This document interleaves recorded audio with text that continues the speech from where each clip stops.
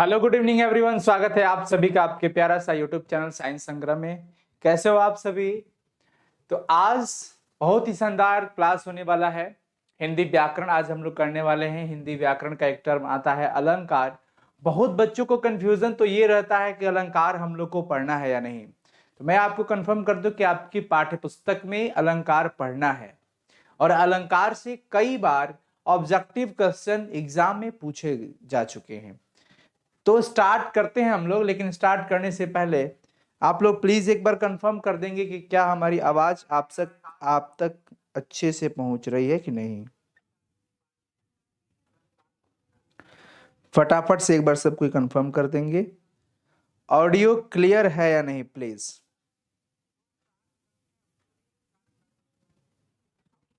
Audio clear है बच्चों? अलंकार आज का टॉपिक होगा, जबकि बहुत ही देखिए जो पढ़ना है आपको वही मैं बताऊंगा। अलंकार तो वैसे बहुत होते हैं, लेकिन विशेष आज का जो हमारा टॉपिक है अलंकार में जो हमारे सिलेबस के अंदर पढ़ना होगा वही हम लोग आज कवर करने वाले हैं। ठीक है बच्चों, आइए।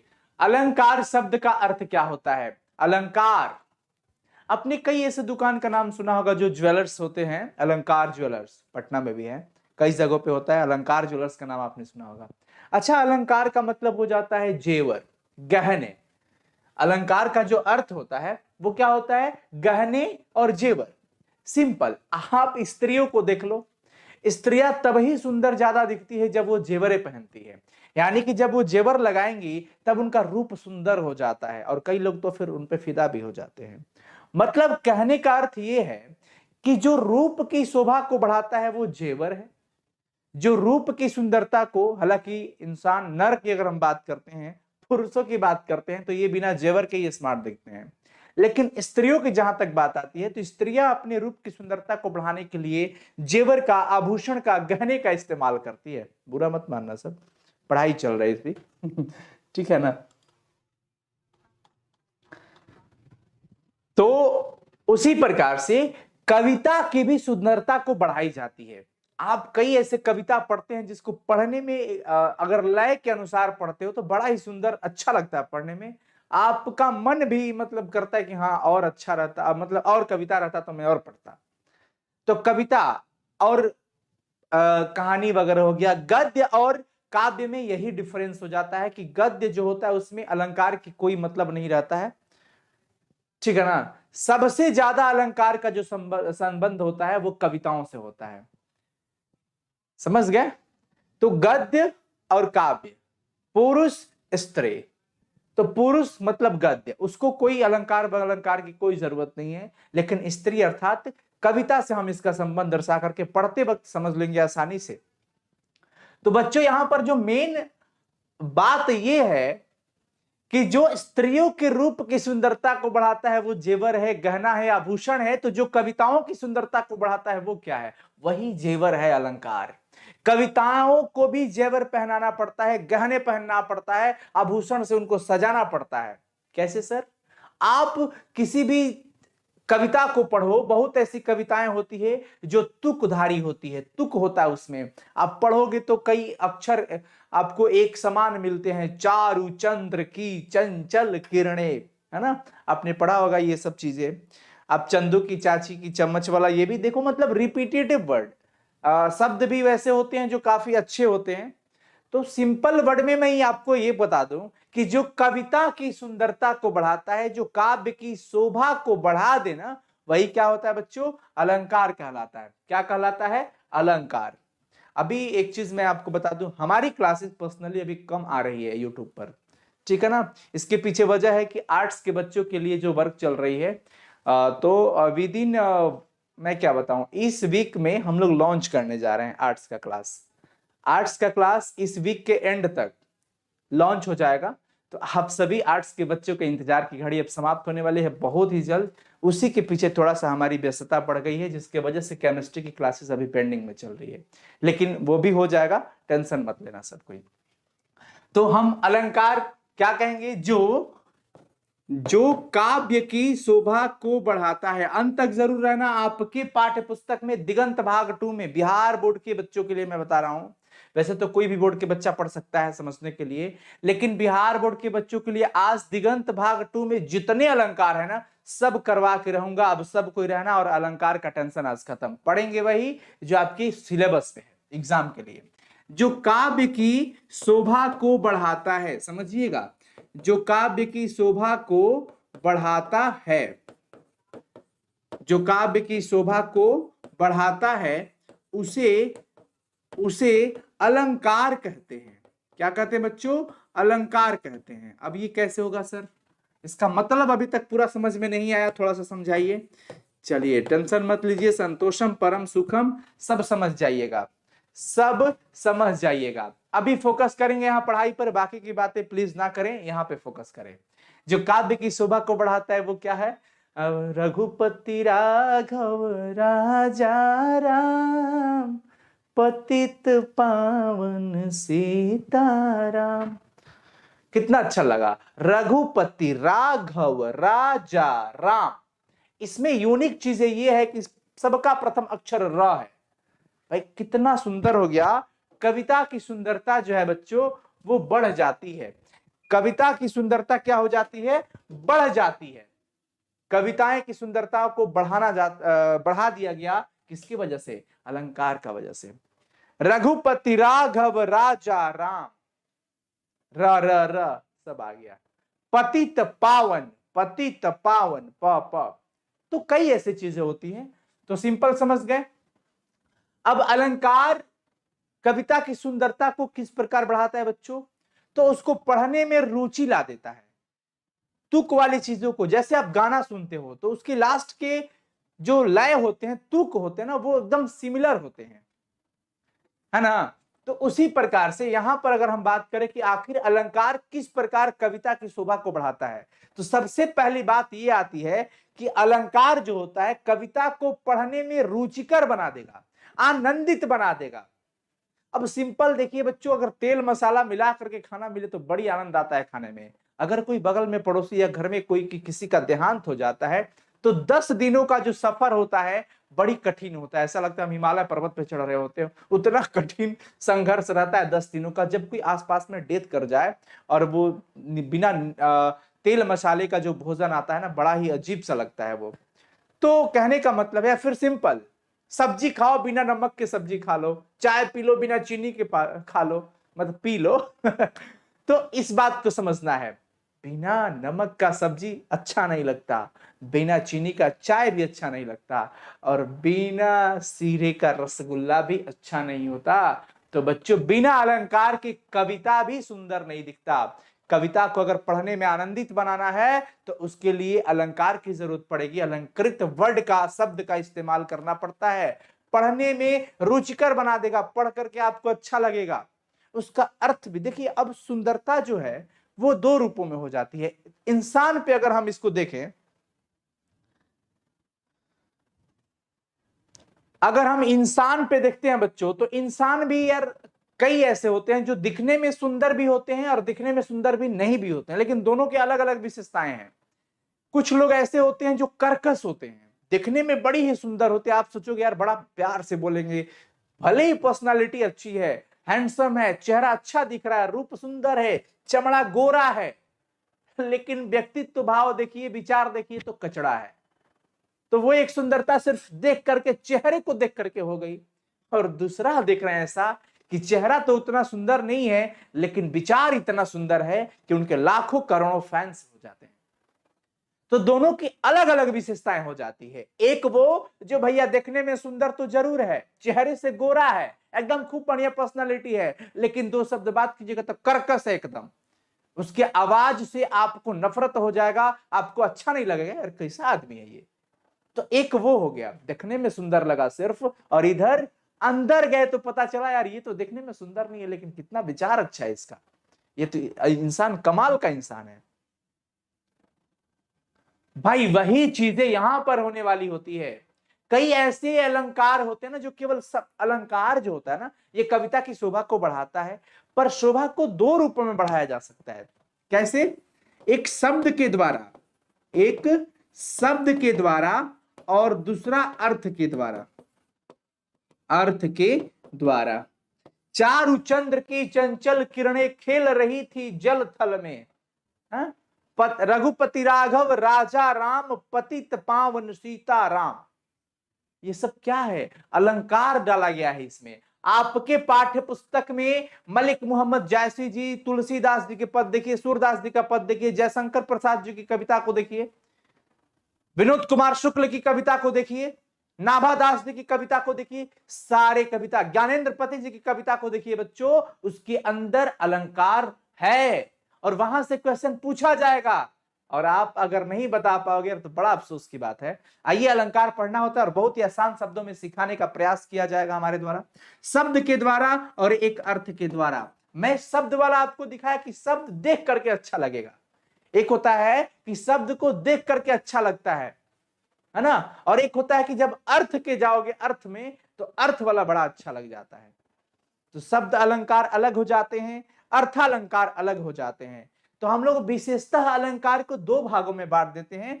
शब्द के द्वारा वाला जो होता है बच्चों उसको कहते हैं शब्दालंकार, शब्दालंकार, ठीक है, और जो अर्थ वाला होता है अर्थालंकार होता है, अर्थ अलंकार यानी कि अर्थालंकार।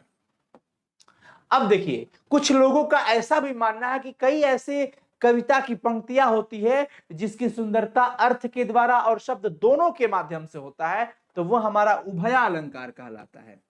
क्या कहलाता है बच्चों? उभयालंकार कहलाता है, जो कि दोनों की वजह से होता है। चलिए, जिनको स्क्रीनशॉट लेना है फटाफट से स्क्रीनशॉट ले लीजिए, जिनको स्क्रीनशॉट लेना है ले सकते हैं।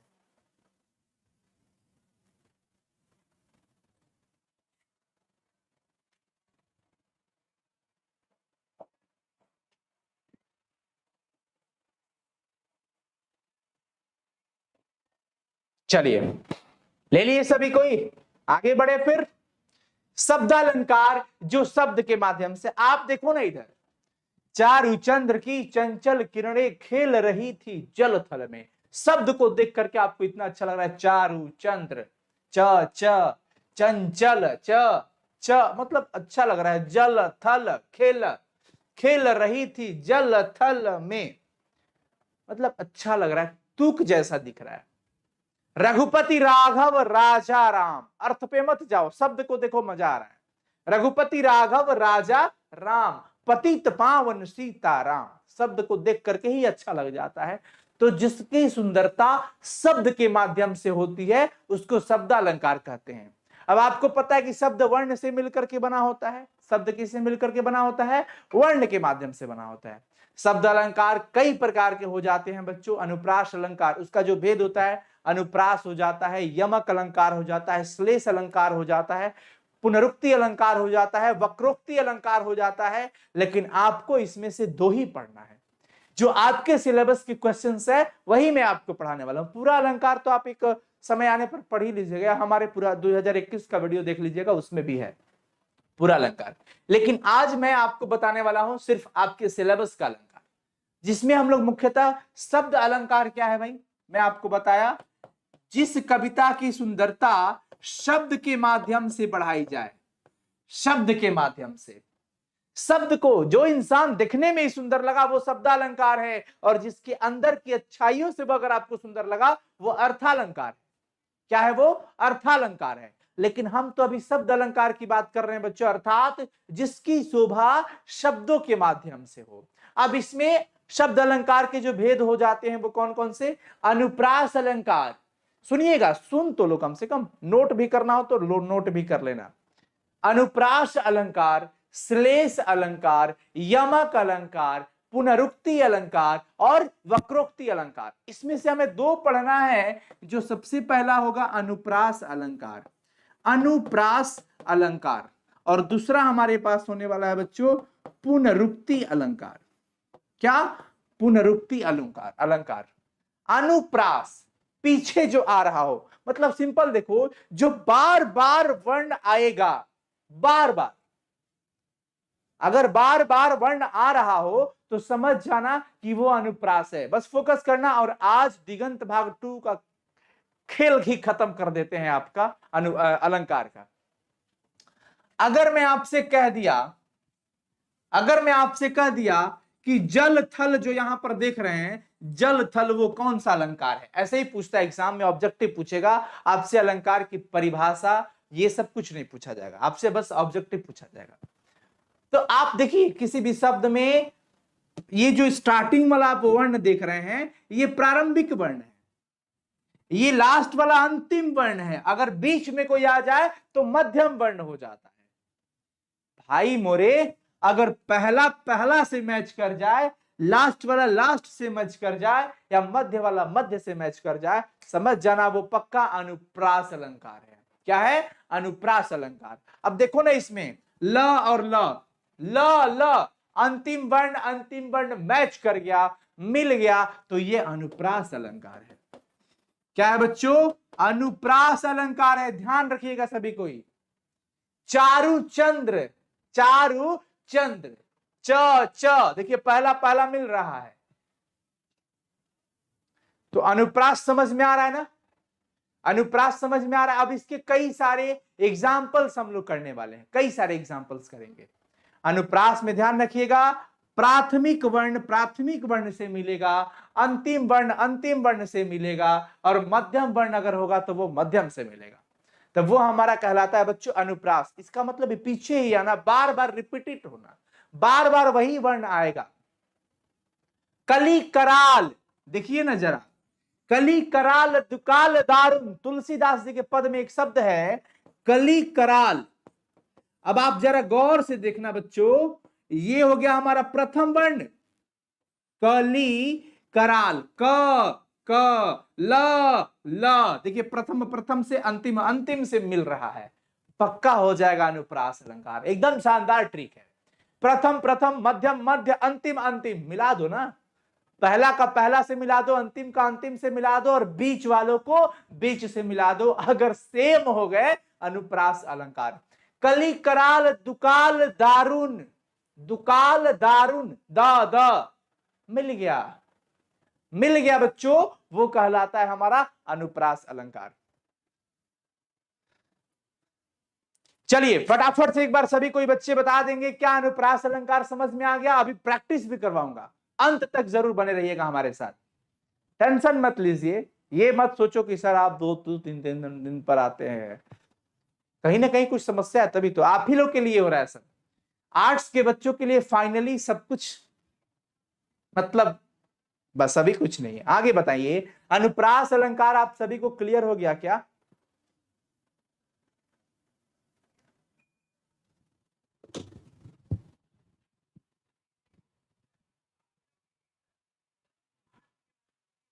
यस, चलिए वेरी गुड, अनुप्रास क्लियर हो गया। अब जो आ गया पुनरुक्ति, पुनः उक्ति, ये समान, अगेन एंड अगेन। ये देखिएगा, पुनः उक्ति की अगर हम बात करते हैं तो इसमें आपको समझने का सबसे आसान तरीका मैं बता देता हूं, ट्रिक बता देता हूं। सेम वर्ड दिख जाए, कह देना पुनरुक्ति अलंकार है। पुनरुक्ति अलंकार है, सेम जैसे मैंने पूछ दिया। जैसे देखो, आपका एक कविता है, उसमें जन जन का चेहरा एक, जन जन का चेहरा एक चैप्टर है, उसमें आप देखो तो जन जन ये है, लो पुनरुक्ति अलंकार है। जन और जन, लाख पुनरुक्ति अलंकार है। क्या है? पुनरुक्ति अलंकार। लाल पुनरुक्ति अलंकार है। याद रखिएगा बच्चों, कभी भी एक समान वर्ड 2 बार दिख जाए ना तो समझ जाइएगा वो पुनरुक्ति अलंकार है। क्या है? पुनरुक्ति। क्लियर हुआ क्या बच्चों? प्लीज बताएं। पुनरुक्ति भी क्लियर हुआ ना? पुनरुक्ति भी क्लियर हुआ ना?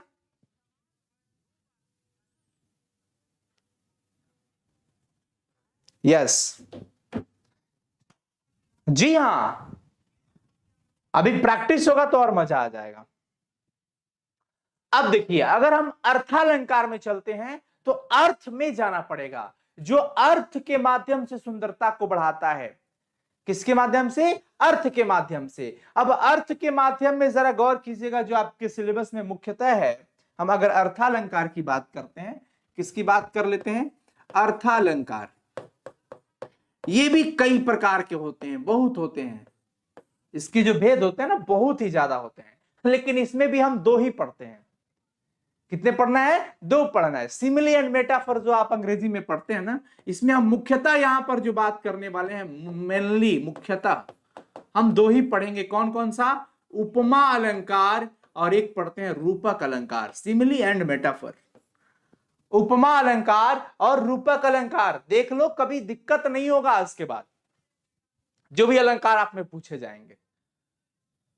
उपमा का मतलब क्या होता है? उपमा देना। जैसे मैंने कह दिया चंद्रमुख, चंद्रमुख। उपमा के बारे में मैं आपको समास में भी बताया था।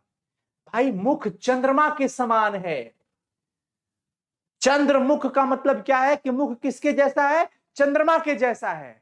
अगर आप किसी छोटे क्यूट बच्चों को देखते हो तो कहते वाह कितना सुंदर एकदम बच्चा है, एकदम चंद्रमा की तरह मुख है इसका, कहा जाता है ऐसा। तो आप चंद्रमुख से आपको बहुत बड़ा कुछ नहीं समझ आने वाला, लेकिन जब आप इसके अर्थ में जाएंगे ना तो अर्थ से ही इसकी शोभा बढ़ गई कि भाई मुख चंद्रमा के समान है, चंद्रमा के जैसा है। तो मुख किसके जैसा हो गया? चंद्रमा के जैसा हो गया। समझ गए? स्क्रीनशॉट बच्चे बोल रहे हैं लेने के लिए, ले सकते हैं आप। स्क्रीनशॉट जिनको लेना है ले सकते हैं।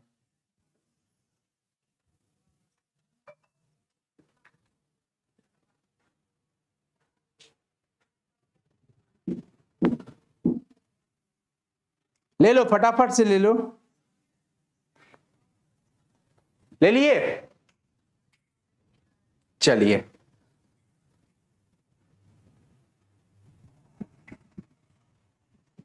ये चंद्रमुख वाला भी समझ में आ गया होगा। पीपर पात सरिस मंडोला, ये भी एक पंक्ति है कि पीपर पात सरिस मन डोला। पीपर पात सरिस मन डोला। भाई मन जो है वो पीपर के पत्तों के समान डोल जाता है। जैसे पीपर के पतैया डोले वैसे ही हमर मनवा डोले। गाना तो सुनिए रहे हो, समझ गया ना? पीपर पात सरिस मन डोला, जैसे पीपर का पत्ता डोलता है वैसे हमारा मन डोलता है। मतलब मन जो है पीपर के पत्तों के समान डोल रहा है। तो इसमें जो हम पढ़ते हैं उपमा में, हम चार तरह के शब्दों की चर्चा करते हैं। एक हम चर्चा करते हैं किसका? समझ लीजिएगा, उपमेय का। दूसरा हम चर्चा करते हैं बच्चों उपमान का। एक होता है साधारण धर्म का, साधारण धर्म का। और एक हो जाता है हमारा वाचक। वाचक नोट कर लेंगे, नोट कर लेंगे फटाफट से सभी कोई। अब उपमेय किसे कहते हैं? जिसकी तुलना की जा रही हो, जिसकी तुलना की जा रही हो। ध्यान रखना है, जिसकी तुलना की जा रही हो उसको हम उपमेय कहते हैं, और जिससे तुलना की जा रही हो उसे हम क्या कहते हैं बच्चों? उपमेय, उपमान कहते हैं। मैं अगर इसमें कहता हूं कि पीपर पात सरिस मन डोला, मनवे डोल गया, पीपर के पतैया जैसे डोले वैसे मनवा डोले हो। तो जिसके तुलना, भाई मन की तुलना की जा रही है, किससे? पीपर के पत्तों से। मन की तुलना किससे की जा रही है? पीपर के पत्तों से। तो पीपर पात सरिस मन डोला, मन जो है पीपर के पत्तों के समान डोल गया। तो यहां पर जिसकी तुलना की जा रही है वो उपमेय होगा। तो बच्चों ध्यान रखेंगे, ये जो मन है ना ये हमारा क्या कहलाएगा? उपमेय। अब देखिए, आप पीपर के पत्तों से इसकी तुलना कर रहे हैं। मन की तुलना आप कहां दिखा रहे हैं? समानता भी आप कह सकते हैं। मन की जो समानता आप दिखा रहे हैं, किससे दिखा रहे हैं? पीपर के पत्तों के समान से, पीपर के पत्तों से। तो भाई ये जो है ना ये हमारा कहला जाएगा उपमान। क्या कहलाएगा बच्चों? उपमान। जरा चैट सेक्शन में सभी बच्चे लगाएंगे। खूब गाना सुने हो, बड़ी ट्रेंडिंग गाना चला था, है ना? उसी पे है पीपर पात सरिस मन डोला। तो जिसकी तुलना की जा रही होती है उसको हम कहते हैं बच्चों उपमेय, और जिससे की जा रही होती है वो उपमान। अच्छा, साधारण धर्म ये होता है। साधारण धर्म कौन? ऐसी समानता, जो समानता दोनों में जो समानता दिख रही है, नदिया के बीच, समझ गया ना। तो वही चीज है बच्चों, यहां पर भी कुछ बच्चे यहां पर अपना मोबाइल नंबर दे रहे हैं। किस लिए दे रहे हो भाई? कि कोई तुमको कॉल करेगा, हेलो कैसे हो, ये सब देखो, ये सब बेकार है भाई मेरे। पढ़ जाओ, आगे निकल जाओगे, जिंदगी सेट हो जाएगी, फिर सेट होने वाली भी हो जाएगी। दोनों में जो समानता हो भाई, पीपर पात सरिस मन डोला। अच्छा, दोनों में कौन ऐसा गुण है जो इक्वालिटी को दिखा रहा है? तो हम कहते हैं कि जैसे पीपर का पत्ता डोले, वैसे मन डोले। तो ये डोलने वाली जो बात है ना, ये दोनों में आ गई, डोलने वाली बात। तो ये जो हमारा आप देख रहे हो ना, ये हमारा कहलाता है साधारण धर्म। क्या कहलाता है बच्चों? साधारण धर्म। आशा करता हूं समझ आ गया होगा। जो समानता हो, जो दोनों में एक समान हो भाई। पीपर पात सरिस मन डोला, जैसे पीपर का पत्ता डोला वैसे ही मन भी डोला। तो डोला जो शब्द है ना, डोलने वाला, ये है साधारण धर्म। अब इन दोनों के बीच समानता दिखाने वाला एक शब्द, समानता जो है वो तो ये है, लेकिन समानता दिखाने वाला जो संबंध कर रहा हो, दोनों को जोड़ रहा हो, वो होता है वाचक। जैसे इसमें देखिए, पीपर पात मंडोला, सरिस मंडोला, सरिस कहता है उसके समान, तो ये हमारा वाचक हो गया, जो उपमान और उपमेय के बीच के संबंध को जोड़ देता है। क्लियर हुआ बच्चों? जी हाँ, ऑफलाइन क्लास भी चलता है हमारा, यहाँ पे पटना में चलता है ऑफलाइन क्लास भी। तो ठीक है, अपना पढ़ते रहना है जहां पे हो आप सभी। कोई ऐसा जरूर नहीं कि यहीं पे आकर पढ़ना है। जहां भी आप पढ़ रहे हैं मन लगा करके पढ़िए, जिनसे पढ़ रहे हैं खूब मन लगा करके पढ़िए, मेहनत कीजिए और सच्चे दिल से मेहनत कीजिए, आगे बढ़िएगा। तो आप ये पढ़ लिए, उपमेय पढ़ लिए, उपमान पढ़ लिए, साधारण धर्म पढ़ लिए, वाचक पढ़ लिए। अब उपमा अलंकार आप आसानी से पकड़ लीजिएगा। उपमा अलंकार में जो ये वाचक होता है ना, ये सा सी, आपने पढ़ा होगा, आपने पढ़ा होगा एक वर्ड आपने, जिसमें भूषण जी लिखते हैं, लागत लपकी कंठ बैरी न के नागी निसी। पढ़े कि नहीं पढ़े हैं? आप पढ़े ना बच्चों? आप पढ़े हैं क्या? मैं अगर कहता हूं कि चंद्र जो है, मुख जो है वो चंद्रमा के समान है, मुख चंद्रमा के समान है, मैं उपमा दे रहा हूं, तो वहां पर उपमा अलंकार आ जाएगा। क्या आ जाएगा? उपमा अलंकार। लेकिन अगर मैं कह देता हूं कि मैं यही हूं, निषेध रहित आरोप लगा दिया जाए, एक चंद्रमुख सा और एक चंद्रमुख, दोनों में अंतर आ जाएगा समय आने पर। अगर मैं कहता हूं कि आप पढ़े होंगे, भूषण जी ने लिखा था छत्रसाल के तलवार के बारे में, आपके क्लास 12th की कविता में है क्या कि लागती लपकी कंठ बैरी न के नागी निसी, नागिन के समान, नागिन के समान, नागिन के समान नागिनी सी। तो वो क्या हो गया सर? वो तो उपमा हो गया। क्या हो गया? उपमा।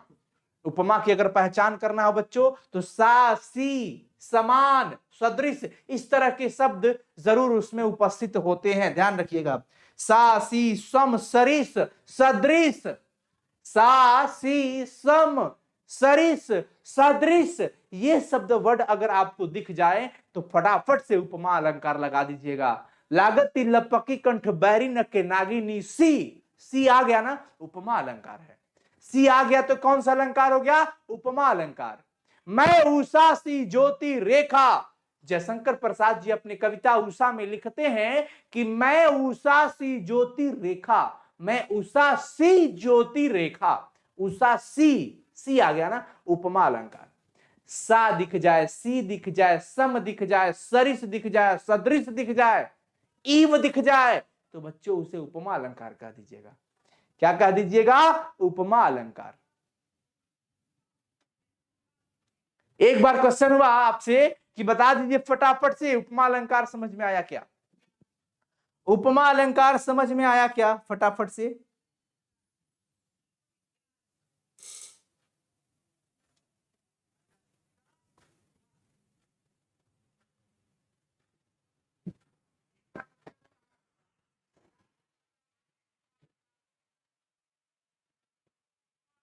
फटाफट से बता दो सभी, कोई चैट देख रहा हूं आप सबका, और अगर जिसको स्क्रीनशॉट लेना हो वो ले भी सकता है।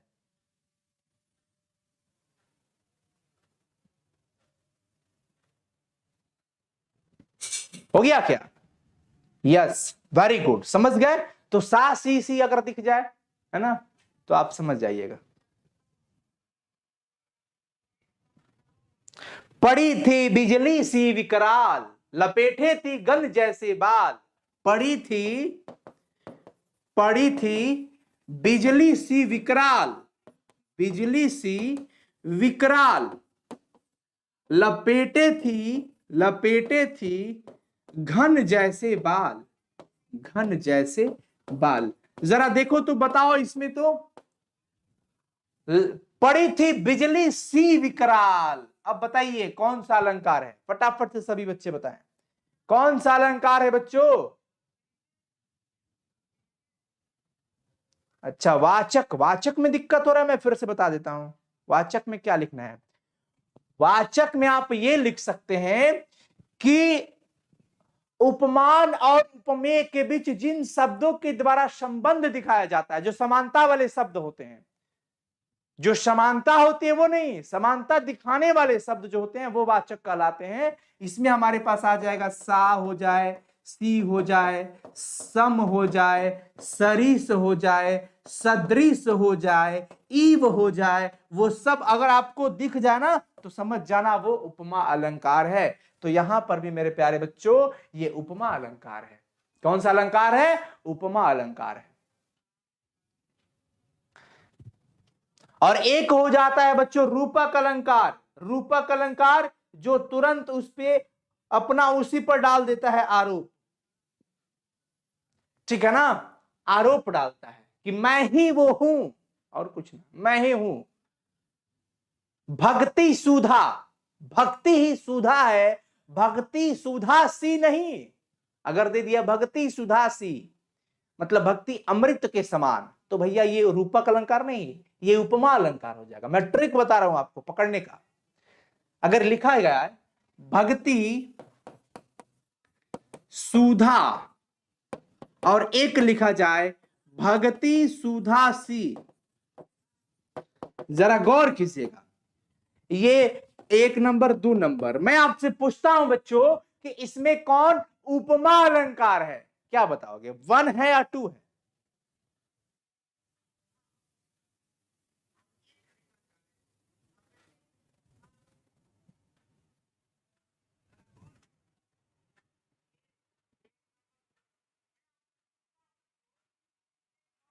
बताइए।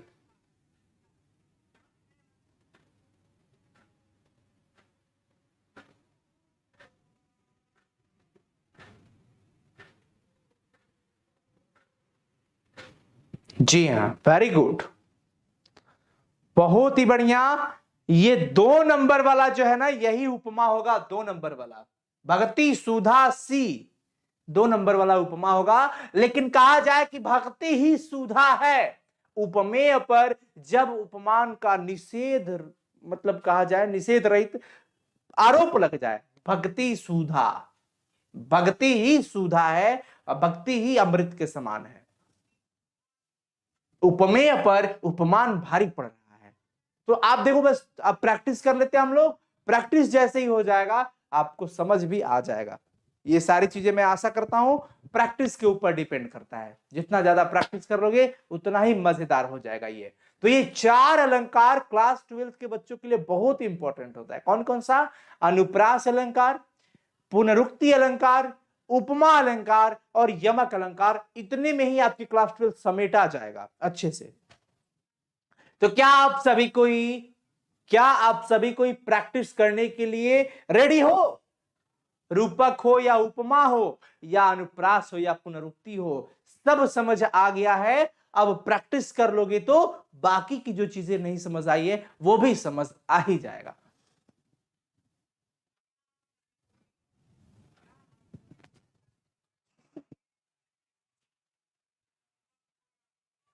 बताइए, क्या आप सब रेडी हैं? स्टार्ट करें, हम स्टार्ट करें क्या प्रैक्टिस? अब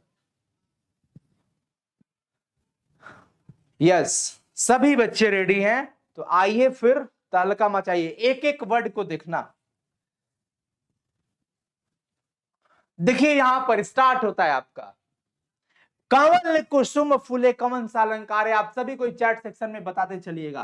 पहला अक्षर देखिए, कंवल कुसुम फूले, ल ल क अनुप्रास अलंकार। मैच कर गया तो कौन सा अलंकार हो गया? अनुप्रास।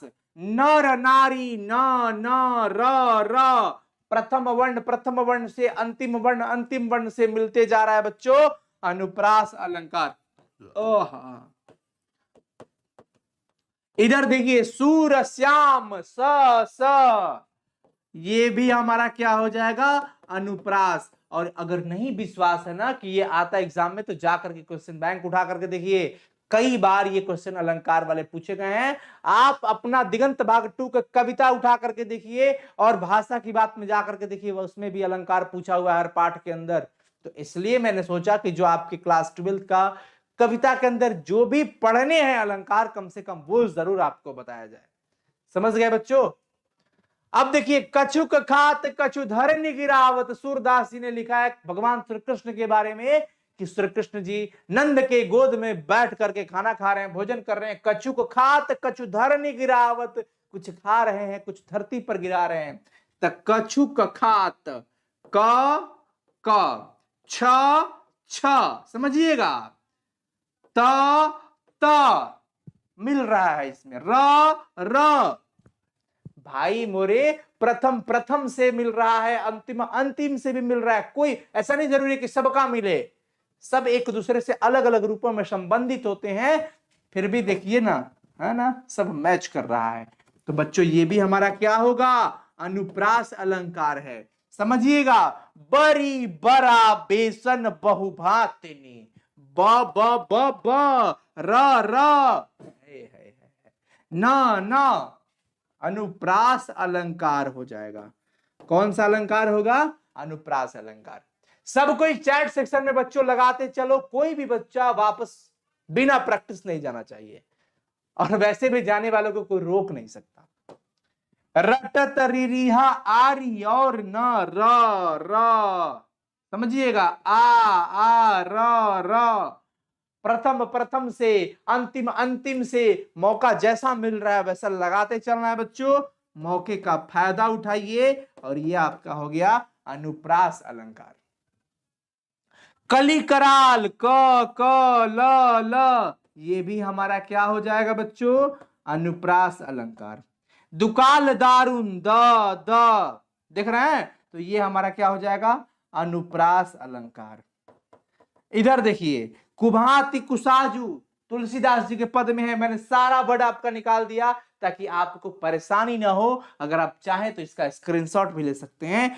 कु भाई, ये भी क्या हो जाएगा? अनुप्रास अलंकार। अगला देखते हैं, अगला हमारे पास है हरि ही, प्रथम से मिल गया, अनुप्रास अलंकार है। साधु समाजू, स, ये भी क्या होगा बच्चों? अनुप्रास अलंकार है। कहूं कतहूं को, क हूं, यानी कि अंतिम से भी मिल रहा है, प्रथम से भी मिल रहा है, तो ये भी क्या हो जाएगा बच्चों? अनुप्रास अलंकार है। दिनता दारिद दले, द, प्रथम सब मिल गया, तो ये अनुप्रास अलंकार है। प्रैक्टिस कर लो, उसके बाद दिक्कत नहीं होगा। भूखो भिखारी, मैं तो जन्म से ही भूखो भिखारी हूं प्रभु, ए माता हमारी दिन दशा हालात को प्रभु श्री राम तक पहुंचा देना। ये बात तुलसीदास जी अपने पद में लिखते हैं, और वहां पर अपने आप को भूखो भिखारी, जन्म से भूखो भिखारी बताते हैं। भ ख प्रथम मध्यम से मिल रहा है, क्या होगा दोस्त? अनुप्रास अलंकार। भक्ति सुधा, जरा गौर कीजिएगा, भक्ति ही सुधा है, भक्ति ही अमृत है, कह दिया गया। जा जिद्दी तो जिद्दी, मैं ऐसा हूं तो हूं, उसके समान नहीं, मैं ही हूं। कहा गया कि वो फलाना जैसा है, वो अलग हो गया, और वो फलाना ही है। ला भी का फलाना जैसा है वो उपमा है, और फलाना ही है वो तो रूपक हो गया। तो भक्ति सुधा, भक्ति ही सुधा हो गई, अमृत हो गई, तो ये हमारा क्या हो जाता है बच्चों, इसको हम कह देते हैं कि ये हमारा रूपक अलंकार हो जाएगा। योग यज्ञ ये हमारा क्या हो जाएगा बच्चों, अनुप्रास अलंकार। कौन सा अलंकार, अनुप्रास अलंकार। चीजें क्लियर हो गई होगी, समझ आ गया होगा।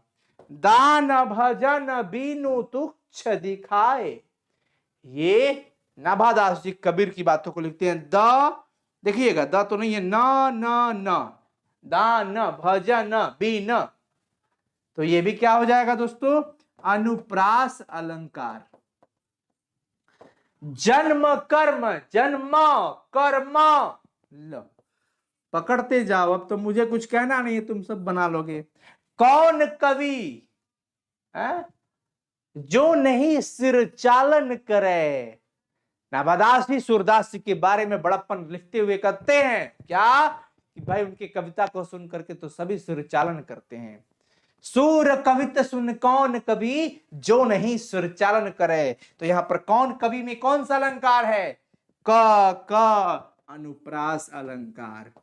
कौन सा अलंकार हो जाएगा, अनुप्रास अलंकार। अगला जरा देखिए, अगला क्या है, लागती लपकी। अगर मैं इसमें केवल बात करूं तो ये केवल हो जाएगा रूप अनुप्रास अलंकार, लेकिन पूरे सेंटेंस में टोटल भार यहां पे आ गया कि नागिनी सी, या नागिनी सी लागती लपकी कंठ बैरी नक्के नागिनी सी।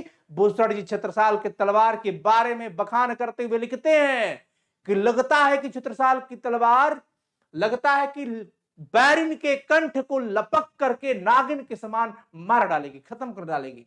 लागती लपकी, लगता है कि लपक जाएगा कंठ, गला को, किसके, बैरिन के। बैरिन मतलब दुश्मन, दुश्मन के गला को नागिन के समान लपेट, मतलब लपक मार देगी, नागिन के समान। यहां पर सी आ गया है बच्चों, क्या कहोगे, ये उपमा अलंकार है। अब जरा देखिए, कटक कतिले केटे काटी काटी, क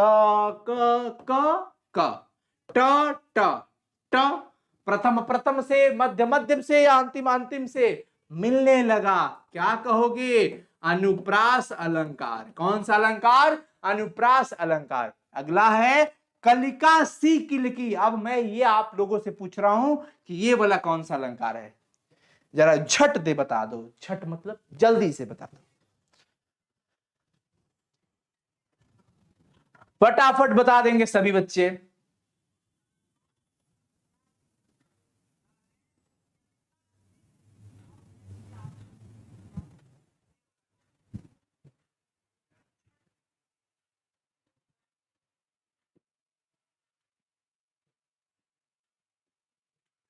उपमा अलंकार, वेरी गुड। कलिका सी, मैं आपको बताया कहीं सी, सा, ईव, सम, सदृश, सरिस, ये मिल जाए उपमा लगा दीजिएगा, तो ये आपका उपमा अलंकार। मैं उषा सी ज्योति रेखा, मैं उषा के समान ज्योति रेखा हूं, तो यहां पर भी हमारा क्या हो जाएगा, उपमा अलंकार। मरु ज्वाला, मरु ही ज्वाला है, मरुस्थल ही ज्वाला है, ये तो रूपक अलंकार हो जाएगा। सुना सुना, ओ हो, पुनरुक्ति अलंकार, एक ही शब्द दो बार, ये तो पुनरुक्ति हो जाएगा। सहला सहला मुझको समझ सुलाती, ये पुत्र वियोग चैप्टर का वर्ड है बच्चों। सुना सुना लगता है मन मेरा, किसके, ये कौन लिखता है, जीवन मेरा, ये लिखती है सुभद्रा कुमारी चौहान, पुत्र वियोग चैप्टर के अंदर। वहां से ये क्वेश्चन लिया गया, पूछा जाएगा एग्जाम में तो क्या करोगे, अरे अब तो सर आंसर लगा के आएंगे सब। सुना सुना पुनरुक्ति, सहला सहला पुनरुक्ति, पुनरुक्ति मैं आपको बताया एक ही वर्ड दो बार दिख जाए, पुनरुक्ति लगा दो। जन जन, ये भी क्या हो जाएगा, पुनरुक्ति अलंकार हो जाएगा। विकराल सा इशारा, विकराल सा सी सम ईव सदृश सरिस, ये कुछ भी दिख जाए उपमा अलंकार, तो विकराल सा इशारा में क्या हो जाएगा, उपमा अलंकार। बहती बहाती, बहती बहती नहीं है, बहती और बहाती है, तो यह अनुप्रास होगा। इसको हम पुनरुक्ति नहीं कहेंगे। कई बच्चे सोच रहे होंगे कि सर ये तो पुनरुक्ति होगा, नहीं बच्चों, क्यों? क्योंकि बहती बहती नहीं है ना, बहती बहाती है, बहती बहाती। चलिए इसमें देखिए तो लाख लाख पुनरुक्ति हो गया, क्योंकि लाख लाख एक ही वर्ड दो बार, भिन्न भिन्न पुनरुक्ति अलंकार हो जाएगा। प्रांतपुर प प ये तो अनुप्रास अलंकार है। जीवन ही संतोष है रूपक अलंकार। जय जय पुनरुक्ति। कौन कराता है, जय जय कौन कराता है, तो कौन कराता क ये आपका हो जाएगा अनुप्रास अलंकार। बाजा रोज बजाता है ब ब ज ज, ये भी तो अनुप्रास अलंकार ही हो जाएगा बच्चों। धीरे धीरे कई वर्ड दो बार, ये तो पुनरुक्ति अलंकार हो जाएगा। क्या हो जाएगा? पुनरुक्ति। कहां कहां पुनरुक्ति अलंकार। और मैं अगर आपसे पूछ दूं एक पंच परमेश्वर, पंच परमेश्वर, पंच ही परमेश्वर है, ये तो रूपक अलंकार हो जाएगा। कौन सा अलंकार? रूपक अलंकार। कहीं कहीं अर्थों पर भी ध्यान देना पड़ता है। चलिए फिर आज का क्लास कैसा रहा? मैं आशा करता हूं आपको अलंकार में कभी दिक्कत नहीं होगा बोर्ड एग्जाम लेवल पर, है ना। अलंकार उभया अलंकार भी था, शब्द अलंकार के भी कई सारे भेद थे, अर्थ अलंकार के भी कई सारे भेद थे, लेकिन आपके सिलेबस में क्लास 12th में बच्चों जो पढ़ना था मुख्यतः 4 ही अलंकार पढ़ने होते हैं, जिसमें एक है अनुप्रास अलंकार, दूसरा हो जाता है आपका पुनरुक्ति अलंकार जो कि शब्द अलंकार के भेद होते हैं, और अर्थ अलंकार में भी 2 हमें पढ़ने होते हैं, उपमा और रूपक, सिमिली एंड मेटाफर। तो कैसा रहा आज के क्लास? जरूर कमेंट सेक्शन में आप सभी बताइएगा और ज्यादा से ज्यादा शेयर कीजिएगा। Thank you so much, God bless you. हंसते रहिए, मुस्कुराते रहिए, स्वस्थ रहिए, मस्त रहिए और खूब मन लगा करके पढ़ते रहिए। हमारी ओर से आप सबके लिए जितना हो रहा है कोशिश की जा रही है कि आपके लिए बेहतर से बेहतर किया जाए, बेहतर से बेहतर करने की कोशिश की जा रही है। आर्ट्स के बच्चों के लिए भी बहुत जल्द हम पूरी मतलब सब्जेक्ट वाइज वो क्लासेस प्रोवाइड कराने जा रहे हैं। आप सभी धैर्य जरूर रखें और ज्यादा से ज्यादा संख्या में जुड़े और हमारा सहयोग करें, साथ दें। बस लाइव क्लास में आइए, मन लगा करके पढ़िए। अपना मिशन एक ही है कि खूब मन लगा करके पढ़ो और बेहतर रिजल्ट लाओ। और बाकी अनदर मिशन अभी फिलहाल नहीं है, एक ही मिशन कि इस बार एग्जाम में तहलका मचाइए। आप सभी खूब मन लगा करके पढ़िए, तो बहुत ही जल्द फाइनली आपके इंतजार की घड़ी समाप्त होने वाली है। आर्ट्स के बच्चों के लिए स्टार्टिंग से, शुरू से मतलब थोड़ा तेजी में तो जरूर चला जाएगा, क्योंकि जो एग्जाम पास आने वाला है तो उसके ध्यान में रखते हुए हम लोग क्लास स्टार्ट करने जा रहे हैं। सभी कोई जरूर जुड़िएगा। Thank you so much. और आज का क्लास कैसा रहा जरूर कमेंट करके आप सभी बताइएगा। और टेंशन मत लो, सिलेबस ज्यादा नहीं है हिंदी का। कई बच्चे तो कहते सर हिंदी डेली नहीं पढ़ाते हैं आप, अब वो हो गए, बदल गए। ऐसा ऐसा कुछ नहीं है मेरे भाई, हिंदी का सिलेबस अब बहुत ज्यादा नहीं बचा है आपका। अभी सितंबर में, अक्टूबर में, बस ऐसे ही आपकी क्लासेस आती रहेगी। आप बोर मत फील कीजिए, हंसते रहिए, मुस्कुराते रहिए और पढ़ते रहिए। रही बात केमिस्ट्री की, तो बहुत जल्द वो भी 1 शॉट के फॉर्म में हम ज्यादा मेहनत करके 1 टाइम, 2 टाइम, 3 टाइम जैसे भी हम आपको पढ़ा करके वो भी सिलेबस पूरा करेंगे, ये हमारा प्रॉमिस है। चलिए बाय एवरीवन, हम वेट करते हैं कि आपका आज की इस वीडियो पर कमेंट कैसा आ रहा है। Thank you so much, God bless you. और फिर मिलते हैं कल के क्लासेस में। आप सभी ज्यादा से ज्यादा जुड़िए और पढ़ते रहिए खूब मन लगा करके। इंग्लिश प्रोज की भी क्लासेस चल रही है। इंग्लिश प्रोज का आज भी एक क्लास हुआ, लेसन 4 तक हम लोग उसमें पहुंच गए हैं। पोएट्री सेक्शन एंड हो चुका है। समरी और क्वेश्चन आंसर लगातार समय के अकॉर्डिंग किया जा रहा है, क्योंकि अपने पास जो समय है उसी समय में से आपको सब कुछ देना है। कल बायोलॉजी की दूसरा चैप्टर का पार्ट 1 क्लास होगा। आप सभी कल रात 8 बजे साइंस के बच्चे जरूर जुड़े। कल बुधवार रात 8 बजे लेसन 2 होगा। ठीक है बच्चों, बाय बाय।